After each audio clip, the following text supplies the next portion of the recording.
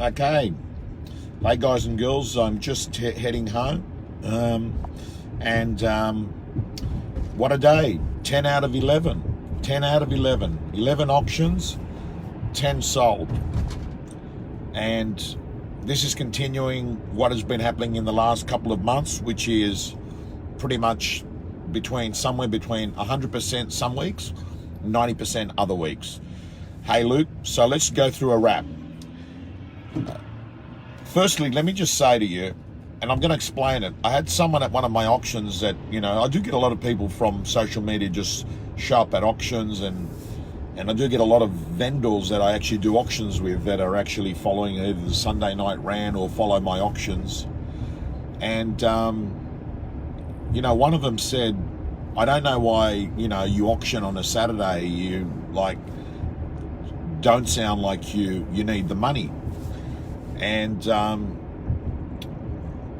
I said, well, I wouldn't do it for free, but money's not the reason I do auctions. Far from it. I do auctions because I'm still addicted to the deal. I do auctions because, as far as I'm concerned, there is still one of the best feelings I have is seeing an auction go off and seeing vendors and buyers are pumped, and you being part of the process. I get the same thrill I did when I joined as a 20-year-old guy in real estate. I get the same buzz as them. So let's be very, very clear. I do get an absolute buzz out of it. So a couple of things that I think that I want to touch on. And by the way, make passion your paycheck. Never forget that. Make passion your paycheck. Now, I'm rushing to get home and have a shower because I've got to go to a wedding tonight. The wedding's actually already started. Wedding started half an hour ago. But I'm going to give some advice. If you've got a property at the moment that has got strong interest in it and it's not an auction property, don't be scared. Don't be scared to do what I call pop-up auctions. And a pop-up auction is that you just make up your minds. That's it. We've got a lot of engagement on this property. Let's call an auction in 10 days. Let's call an auction in 10 days, right? And just do it, and alternatively, sometimes if you've got, 10 people that are super keen on a property, sometimes you call an auction, bring an auction forward. A lot of people think to themselves, hey, it's sort of stuck, it's set, there's no flexibility. That is far from the case.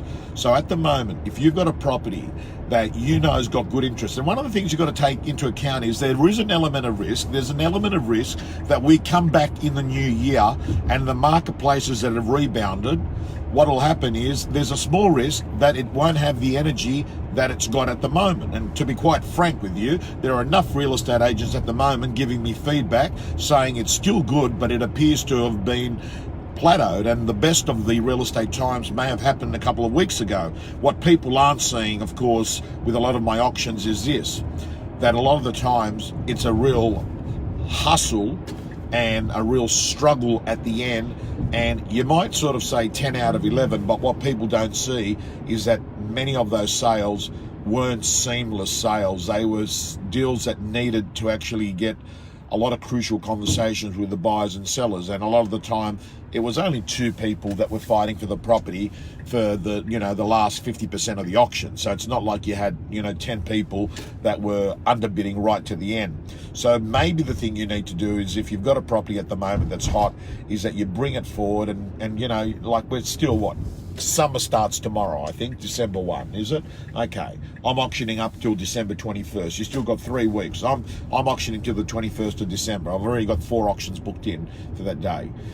So anyway, guys and girls, that's my wrap up. I'd love you to have your comments underneath. How was your day? What was the buyer energy like in your area? Tell us, was it hot, medium, cold, and what part of Australia or New Zealand you are. Guys and girls, I'm signing off. I haven't had lunch, but I have had a couple of protein bars along the way. And a big shout out, Tanny Jane's watching. Tanny Jane hit 100 sales for the year. That was a hit, I think, yesterday. A big congratulations to Tanny Jane's. A big congratulations to another one of my clients, Josh Tesselin, who hit 100 sales this week as well. A big congratulations to another one of the clients I coach, Gavin Rubenstein, who had his biggest ever month in real estate ever. Biggest ever month in real estate. I'm sure that there have been some other stellar performances by agents across Australia and New Zealand. Well done to everyone. We've got 3 weeks to go. Let's keep it going, and that way we can go off and have a beautiful break from around the 22nd of December. For those of you that are taking 4 weeks off, beautiful. Looking forward to Byron Bay. Thanks a lot, guys. Signing off.